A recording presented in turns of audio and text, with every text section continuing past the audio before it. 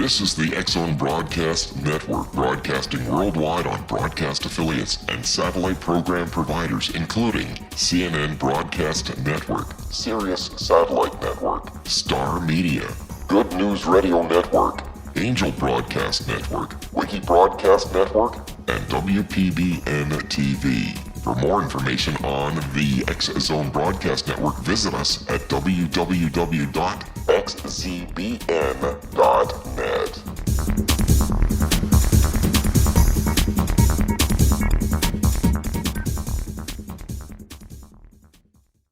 And welcome back to the X-Zone, everyone. My name is Rob McConnell. We're coming to you from our studios in Hamilton, Ontario, Canada, on the Talkstar Radio Network and the X-Zone Broadcast Network. Toll free worldwide, 1-800-610-7035. My email address is xzone@xzoneradiotv.com. On MSN Messenger, xzoneradiotv@hotmail.com. And our website, www.xzoneradiotv.com. My guest this hour is Nora Novak, and we're going to be talking about Nora's book entitled Art Damaged. Now, Art Damaged is a glossy insider's tale that is set behind the scenes of a contemporary art world in Orange County, California. The story follows Nina Valliere, a glamorous and alluring artist who works in a contemporary art museum. Nina juggles the men in her life and copes with a snarky, man-hungry boss from hell. Geez, I can associate with that one. And a high-strung alcoholic director. Yeah, my director enjoys his Jack Daniels. And my gosh, is this the story of our station? No. Okay.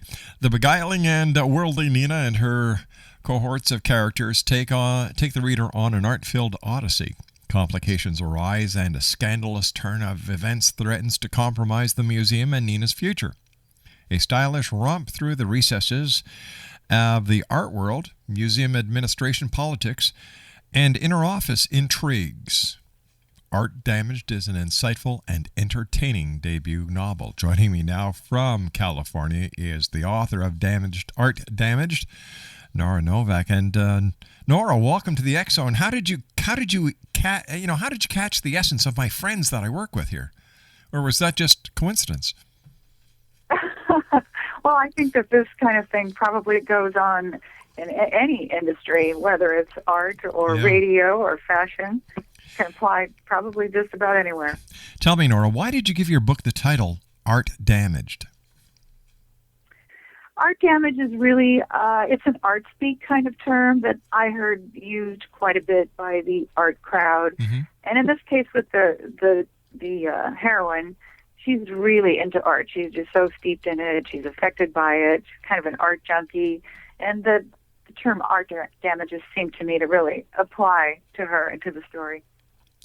Now, what is your book about? I just gave a very basic and fast run-through because there's no way that I have the in-depth knowledge of your book as you do. I mean, what's it about without spilling the beans? Because we want people to buy your book.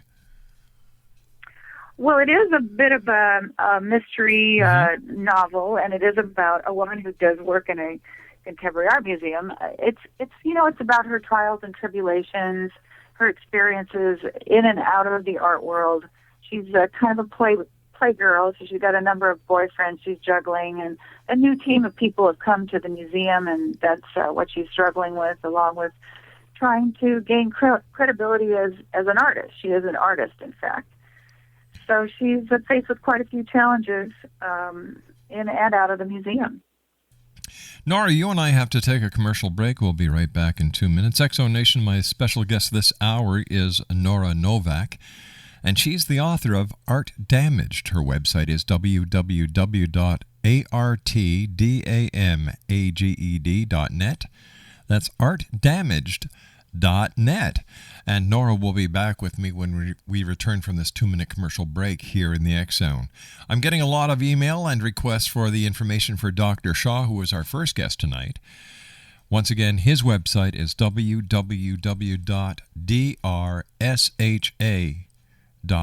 That's www.drshaw.com. Nora Novak is my guest this hour, and Nora and I will return on the other side of this commercial break to talk about her book, Art Damaged, as the X-Zone continues from our studios in Hamilton, Ontario, Canada.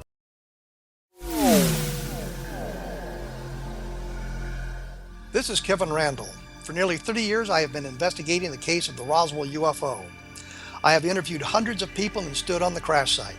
Now in Roswell in the 21st century, I have reviewed dozens of hours of audio and videotaped interviews, examined hundreds of files that relate to the crash, and have returned to Roswell in an attempt to put all that information into the proper perspective. For the first time in Roswell in the 21st century, I have made a dispassionate reevaluation of all that material and provide a new look at what happened. This is a book that clears away all the clutter that has hidden the truth for so long, strips away the various lies that surround the case, exposes the Air Force attempts at cover-up, and found a core of solid information that tells us all where the case stands today. Roswell in the 21st century will be available in just a few weeks.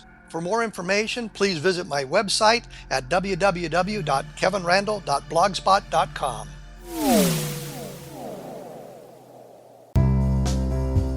Gibbs A. Williams, Ph.D., is a practicing psychoanalyst, supervisor, researcher, and author in New York City. Much of his life has been dedicated to understanding nature and the uses of meaningful coincidences or synchronicities. His radical and original non-Jungian, non-mystical, non-magical theory of synchronicities illuminates much of the fog surrounding this challenging and perplexing topic. His ideas and manners are fresh, presented in a style that is both entertaining and highly informative.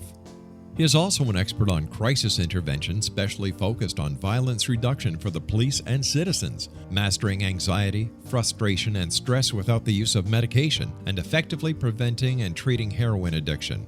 Dr. Williams can be contacted at his email address at gwwilliamsny11@aol.com or visit his website at www.drgibbswilliams.com.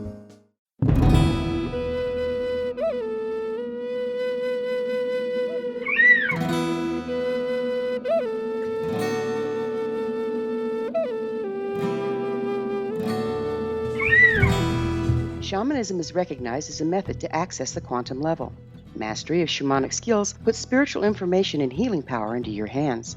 Path Home Shamanic Art School, a bonded Colorado certified occupational school, has met rigorous state standards, ensuring its director and instructors have the qualifications to teach the shamanic arts. Path Home offers its certification program in blocks of study. Block 1, a 5-day intensive, will be held in the beautiful mountain town of Coaldale, Colorado, October 13th through 18th. Registration deadline is September 12th.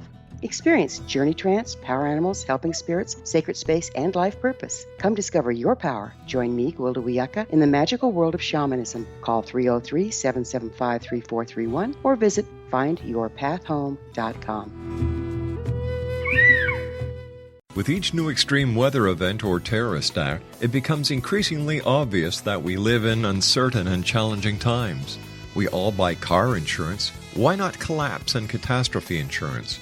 Matthew Stein, an MIT-trained engineer and green builder, has written 2 outstanding books to help people prepare, plan for, and deal with everything from minor situations lasting a few days to full-on collapse. Matt's first book, When Technology Fails, is a manual for self-reliance, sustainable living, and surviving the long emergency. This massive book covers the gamut from first aid and emergency preparedness to alternative healing, renewable energy, primitive living skills, and 18th century technologies that could be critical to your comfort and survival in a long-lasting crisis. Matt's second book, When Disaster Strikes, is a comprehensive emergency preparedness handbook and survival guide. When Disaster Strikes is an essential item for every family's go bag. Both books are available at all usual sources. There's a wealth of totally free information posted at whentechfails.com, and author-signed copies may be purchased at mattstein.com. That's www.whentechfails.com and www.mattstein.com. Nora Novak is our guest. She's the author of Art Damaged. Her website is www.artdamaged.net. And Nora, why did you write Art Damaged? I felt I had a story to tell. Mm-hmm. I grew up with art, and I worked in an art museum, and I had sort of been taking mental notes along the way, and I just felt compelled to tell the story. Actually, at the same time, this was in 2004, I was reading The Devil Wears Prada, which was also an inspiration, and that kind of got me going. and I just decided to start writing. Was the main character drawn from real life? Yes, somewhat. There certainly are some similarities. In fact, most of the book, it's certainly based on and inspired by real events and people that I knew in and out of the art world. And yes, Nina, definitely there are some parallels with myself. I was just going to say that because when I asked you the question, you chuckled. And that's usually a dead giveaway from an author that they are the main character, and they've just changed enough so that people who do not know them. Yeah. It's thinly veiled, but she's a tall, leggy, artistic, foreign-born blonde, as I am also. So there are some similarities.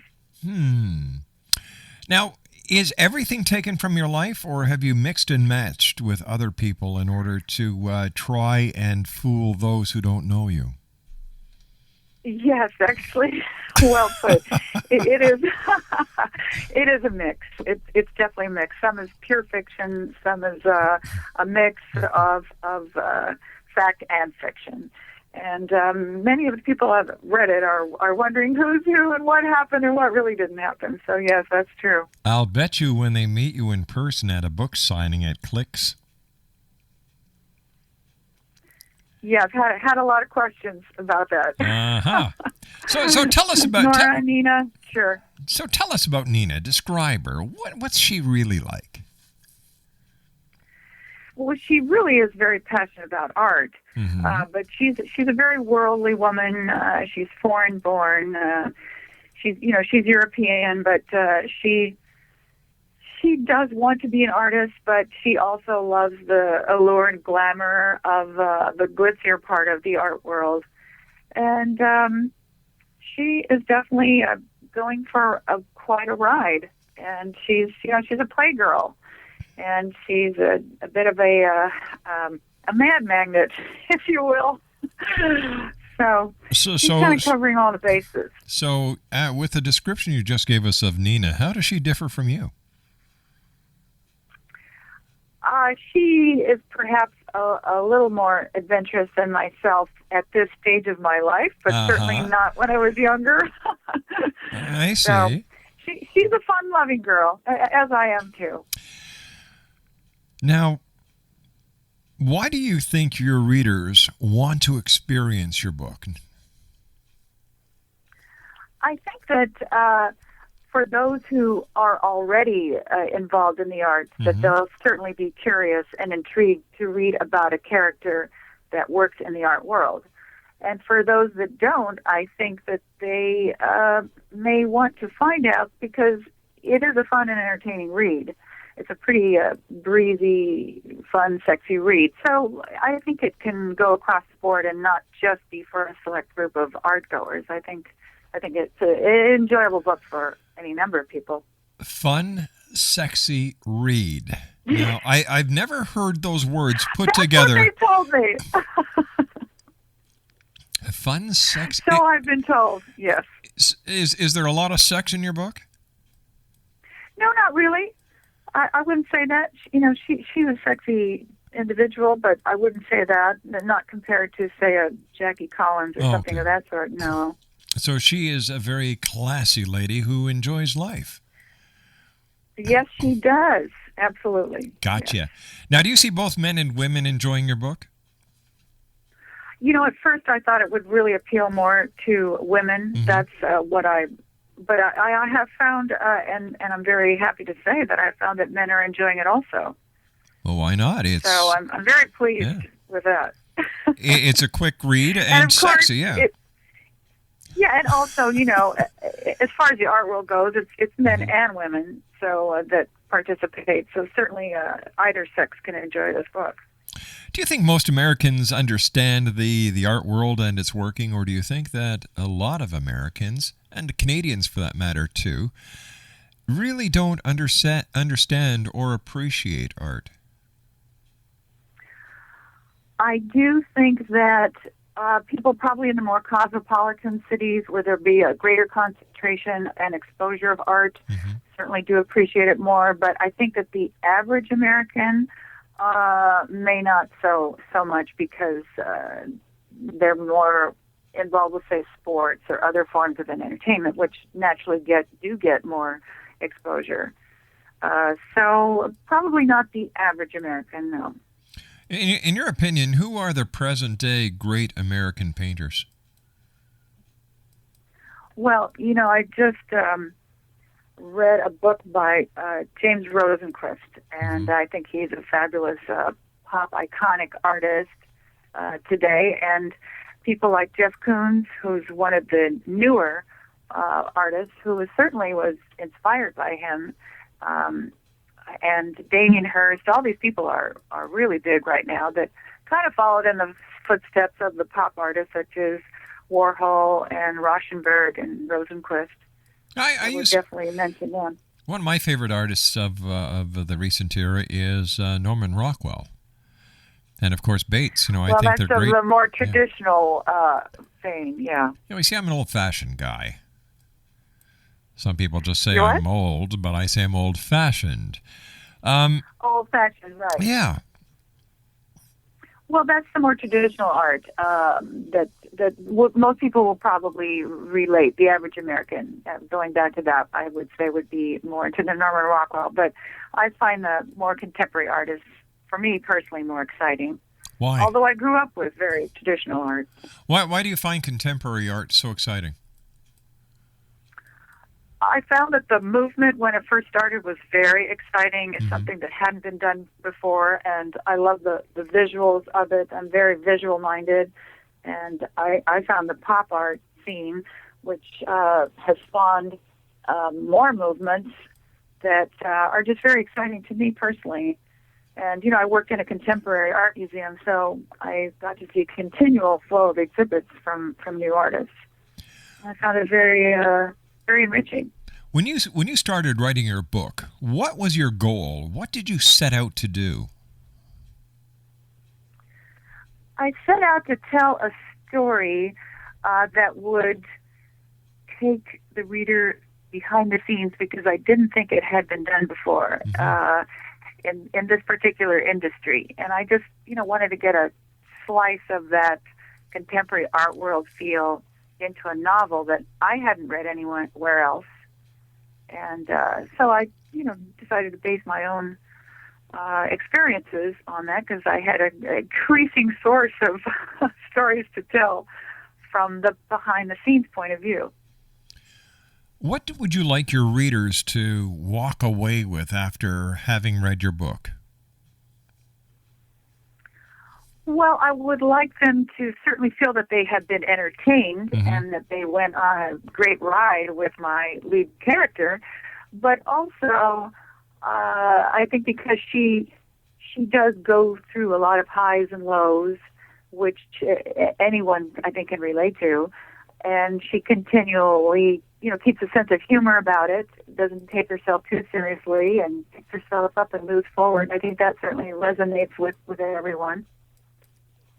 Here we are in the year. So hopefully that will be a message. Yeah. Here we are in the year 2010. Is art still?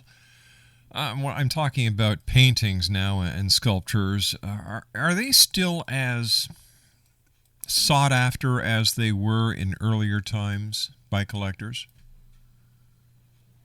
Absolutely. Are you kidding? The works that go on auction now just go for millions and millions, and these are artists that are deceased. That it's amazing how much are being paid for paintings now. Now that's just a very small select few, of course.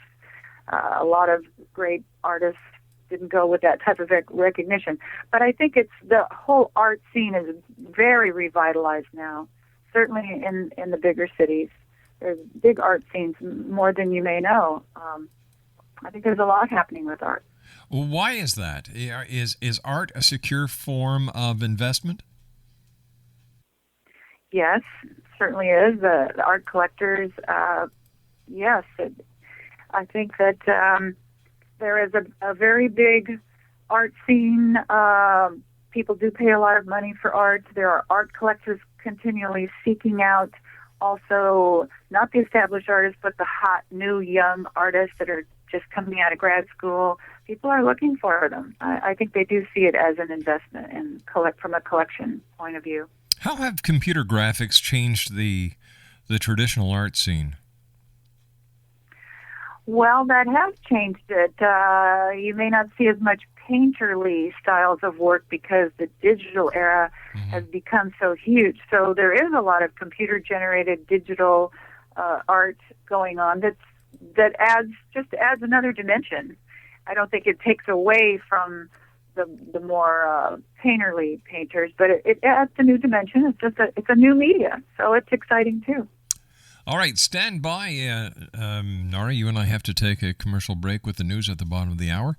Nora Novak's our special guest, Exo Nation, and Nora and I will be back on the other side of this commercial break here in the X Zone. If you'd like to find out more about Nora, if you'd like to take a look at her website, if you'd like to order her book, visit www.artdamaged.net. That's www.artdamaged.net. And we'll be back on the other side of this commercial break with the news as we continue from our studios in Hamilton, Ontario, Canada, right here on the Talkstar Radio Network and X Zone Broadcast Network. It was a terrifying experience. I thought we was going to go to jail for murder. That day, we were a little behind, so we worked until it was starting to get dark. We loaded up the equipment and hadn't driven very far when we caught glimmers of this glow coming through the trees.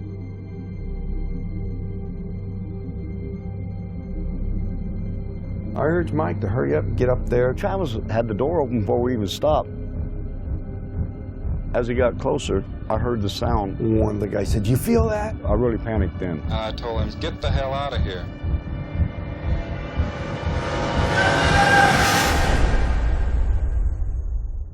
It didn't come directly to me, it came to a deputy sheriff. Three of us volunteered right away to tell him what had happened. Sheriff Gillespie definitely didn't believe it. He says that we better be certain because we get in a lot of trouble. When we went to search the next day, they split us up, and the whole time the deputies asked me, if you just tell us where the body is, we can all go home and get this over with. We're talking about 100 people combing through the wooded area. Nothing turns up.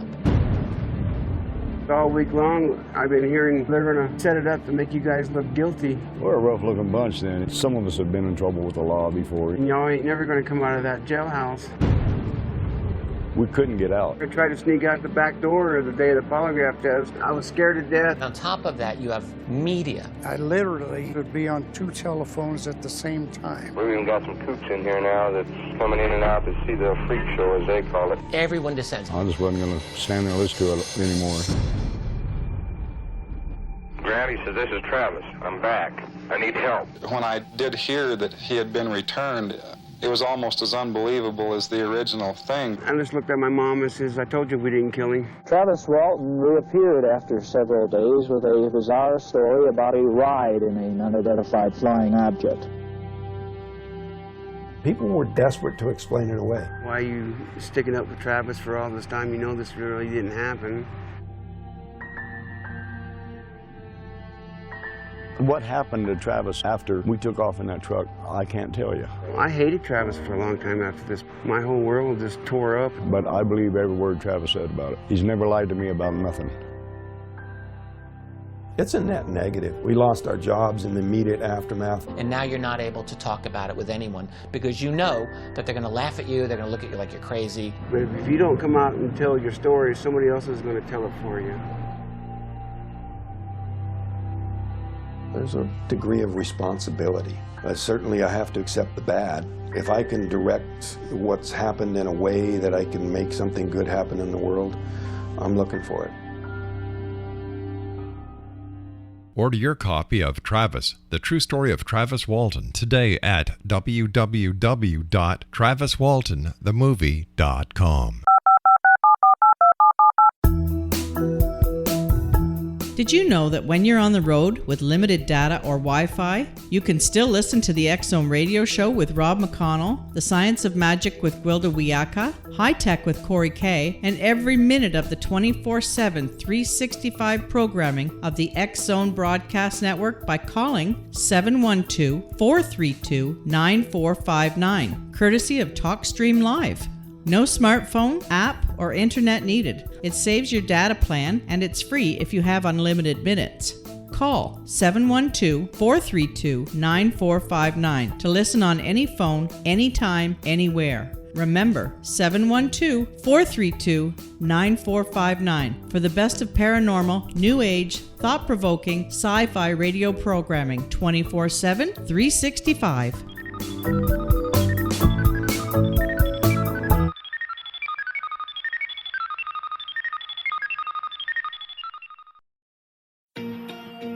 Wouldn't you love to know the secret to everything? Well then, meet Dr. Kimberly McGeorge and her cutting-edge breakthrough knowledge that combines science with possibility. Dr. Kimberly brings real-life answers and healing to those open to alternative solutions. She teaches solution-based programs and classes that will change all areas of your life forever. Specializing in conscious creation, intuitive readings, and energy medicine, you can rapidly shift health, relationships, business, and money and abundance challenges quickly. Receive her best-selling book, Secret to Everything, at no cost by going to secrettoeverything.com/X-Zone. That's right, transformation can start now. Just go to secrettoeverything.com/X-Zone and receive Dr. Kimberly's book for free.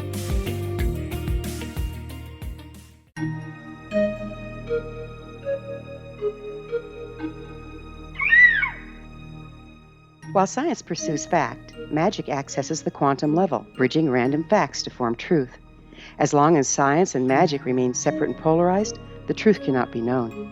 I'm Gwilda Wiyaka. Join me on the Science of Magic radio program, dedicated to unification and evolution of consciousness.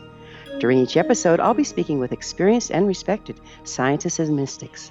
From astrologers to astronomers, from medical doctors to shaman, the scientific method to dowsing and intuition, we'll weave together information from seemingly divergent practices to promote unity and enlightenment. Join me, Gwilda Wiyaka, and the Science of Magic right here on the Mutual Broadcast Network. For more information, visit www.thescienceofmagic.net.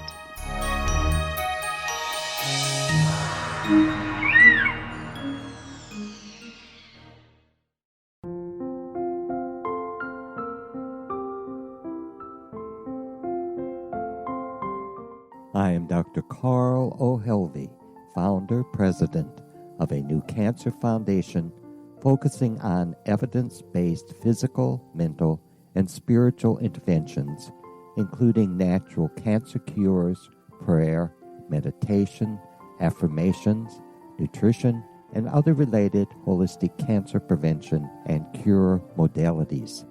These are used in cancer education, research, and financing care. I ask for your help to continue this important work by donating at www.holisticcancerfoundation.com.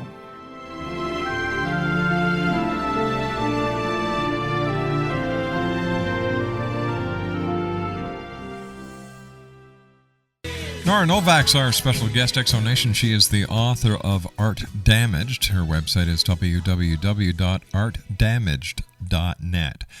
What are some of the things, Nora, that people really don't know about when it comes to behind the scenes at an art gallery or at an art museum? I would guess that they wouldn't really think about it, because I think that a lot of people may have a misconception about galleries and museums, that they're, rather sedate and serious, and they probably don't think about the actual gossipy or scandalous or things that could be going on behind the scenes. I would imagine that the art industry is very competitive, and that there's quite a bit of competition between galleries to get exhibits.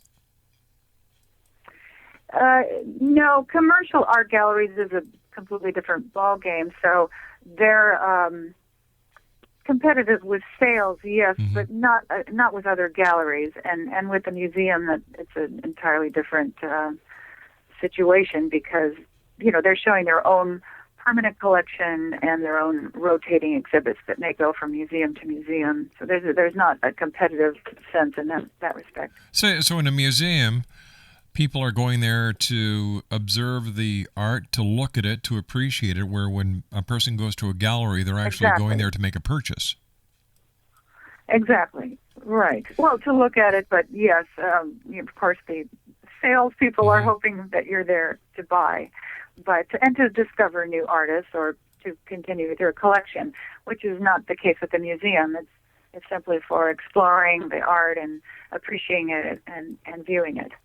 So would a gallery go out looking for a new artist, or do new artists come to the galleries with their paintings and say, "This is what I've got. Are you interested?" Both. I think it works both ways, depending on the gallery and the type of art that they represent. They will. I'm sure that they do look for artists, of course, and artists are always, as myself, looking to be shown. So they will go to galleries too. It works both ways. What does it take for an artist to be picked up by a gallery? What has to happen? What is the gallery looking for? Every gallery has a different submission guideline situation.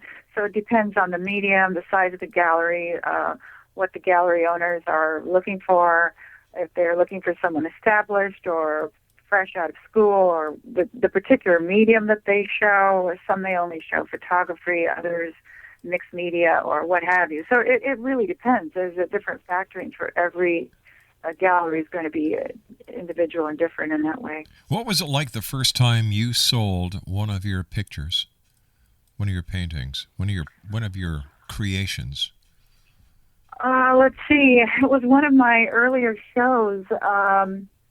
I sold 3 pieces, which I was just astonished. A woman from, in fact, she was from Canada.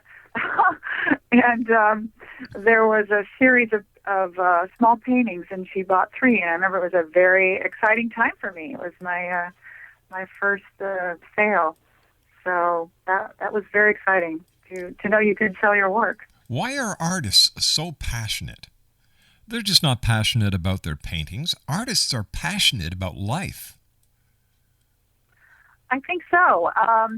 It's that artistic nature and that drive and that creativity, just a creative force. And I think all that just generates a passion, not just for the art itself, but for living. I think so. You're right. It does. If there was a time machine and we could bring one of the great masters, let's say Leonardo da Vinci, into our 2010, in our year 2010, how do you think he would react? What do you think da Vinci would say about art of today compared to the art that he did? I think he'd be pretty astonished and probably think a lot of it was not that great, but probably very amazed by the technology, because he was a very technical artist. So, yes, he'd be impressed by the technology, but not by all the mediums. I think he'd have a wildly diverse reaction. How does an artist, since they are so passionate about their art, their lives, their style, how does an artist deal with rejection? Well, nobody likes to be rejected, but that's something you're going to experience in any field. I mean, I worked as an actress and a model, and so rejection is just something you have to deal with, I think, in any area, and not everyone's going to like your art, and that shouldn't keep you from continuing to create. Like, that's just part of life. Is an element, certainly some rejection at some point. How true is the saying, a starving artist? Is it still true in today's society? I think there's a lot of starving artists. Yeah, it's not like in the day in Paris when they were living on a little garret and drinking absinthe, and but I think there's a lot of very hungry artists today still. Sure. Really? Just a different situation, different environment. But now, is it better for someone who believes they may have some artistic talent to pursue their passion by going to an art school, or is it just the same if they were to continue on their own? Is the schooling necessary in order to be a professional artist? I think it's very beneficial. I think it definitely is, because they always want to know where you went to school, and I think your credentials are very important now. Absolutely, I think that's really looked at. People want to know your background in that sense. It is important. But why? Isn't it the art that makes the artist, not the school? Yes, but I will say that galleries are very influenced by where you got your degrees, and I think that today is very important and, in fact, very necessary. All right, help me understand this. If someone is a fantastic artist just because they haven't gone to an established art school, what difference does that make? Well, if they're really just outstanding, I think they're probably going to get shown anyway. Mm-hmm. I'm just saying, as a rule, for now, I would say that it is important to have those degrees, to have that bachelor's or master's in fine art. It's certainly helpful. But if you're just, a knockout artist, I think you're going to get picked up regardless. How has the internet impacted the art gallery scene? Well, it's actually broadened it, because now all the galleries can sell and show their work online, which did not exist before. So, for example, I'm with the James Gray Gallery, and I don't, my work is right here in my studio. People see it online. So that is a great addition now, that so many people can show their work online with their websites or sell it through a gallery online without actually ever having to go to the gallery. So this is a great boon, I think, for the art industry. Is art fraud still a big problem in the United States and Canada today? I don't know that it's a big fraud. Once in a while you read something in the paper about some fraudulent situation or some piece that was sold that, they thought was by someone famous. Turns out it was not. So I don't know how big a problem, and I don't know about Canada. I'm not sure. When somebody is going out to purchase a piece of art, what should they look for? What are the do's and don'ts? You know what? That is such an individual question, because everyone has their own specific thing of what they're looking for, whether it could just be some glossy framed decorative art that is a print. That's certainly nothing wrong with that. People buy serigraphs and prints because they want something decorative, or perhaps they want to get some new up and coming person's new original painting. Personally, I like original paintings. That's just my choice, but that's a very individual thing. I couldn't say what someone should necessarily look for if they're out to collect or to decorate their new home. It varies. Do you think there's still treasures out there that have yet to be discovered and that they may possibly be in someone's attic or at the local yard sale? Could be, some Jackson Pollocks keep turning up occasionally, really, but these things have to be authenticated. Who knows? I'm sure there's still a few lurking in someone's barn or attic. Yeah. and how hard is it to get something authenticated, and is it expensive? Well, you have to get it appraised. You take it to a reputable appraisal to find out. And how long does that... I think there was a question of some fraudulent Picassos roaming around Europe. These things happen occasionally. But what is the process that is used by an appraiser to authenticate a piece of art? I'm not in that line of work, and I'm not really sure exactly what that entails.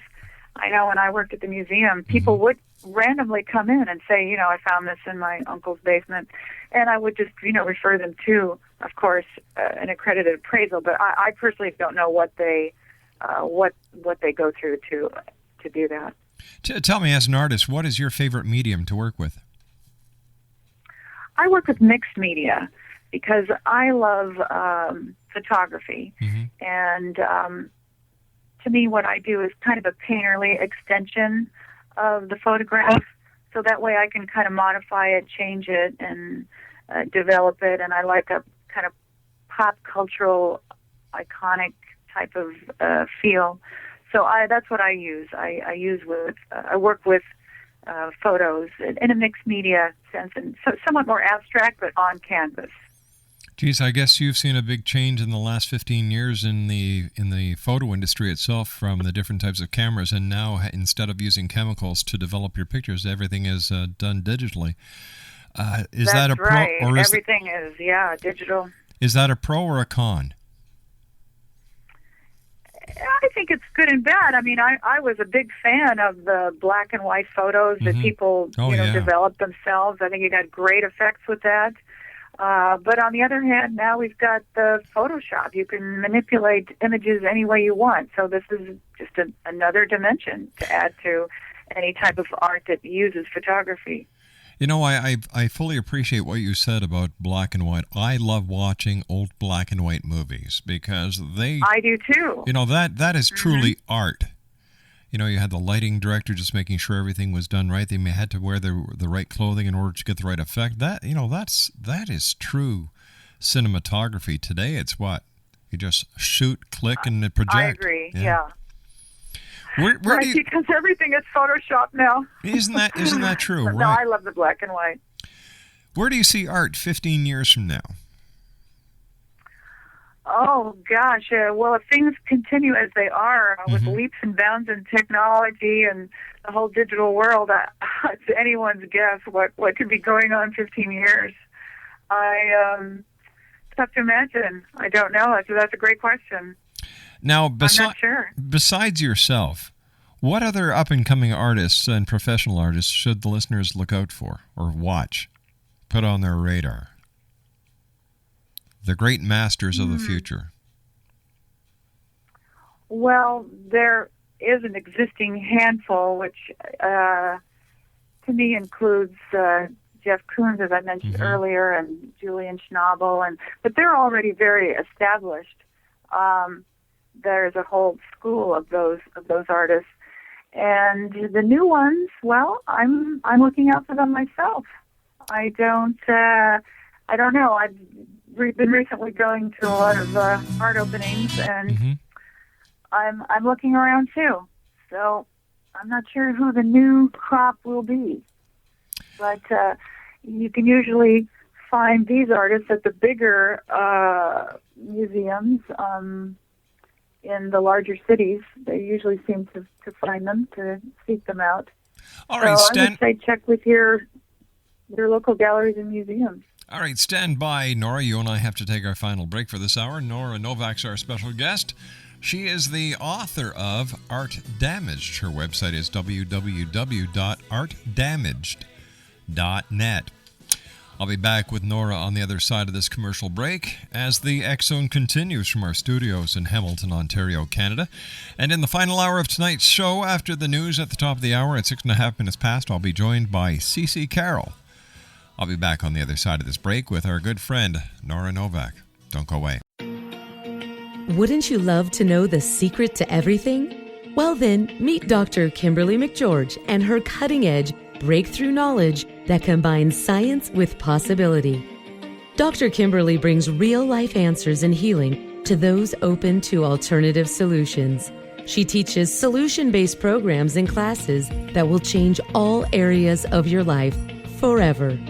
Specializing in conscious creation, intuitive readings, and energy medicine, you can rapidly shift health, relationships, business, and money and abundance challenges quickly. Receive her best-selling book, Secret to Everything, at no cost by going to secrettoeverything.com/X-Zone. That's right, transformation can start now. Just go to secrettoeverything.com/X-Zone and receive Dr. Kimberly's book for free.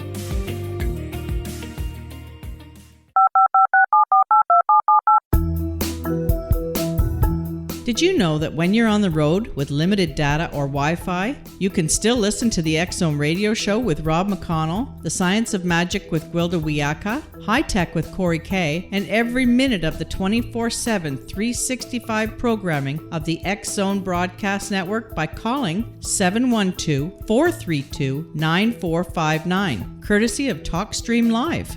No smartphone, app, or internet needed. It saves your data plan, and it's free if you have unlimited minutes.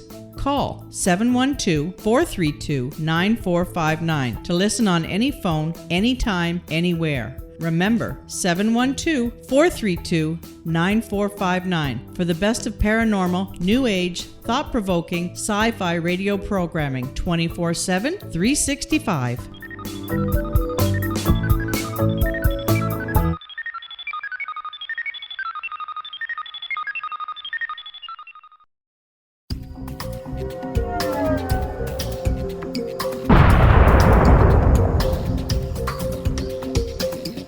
Coming soon to the X-Zone Broadcast Network is A Different Perspective with me, Kevin Randle, as your host.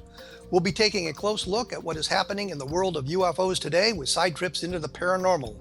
Guests will range from those who are household names to those who have a different perspective on a variety of topics. No topic will be taboo, but there will be tough questions asked as we all search for the truth about UFOs, the paranormal, and those things that excite us. Sometimes we'll agree with a guest and sometimes we won't, but we'll try to keep the program topical. For those of you who like to read, be sure to visit www.kevinrandle.blogspot.com and remember to listen to the other fine programs on the X-Zone Broadcast Network at www.xzbn.net.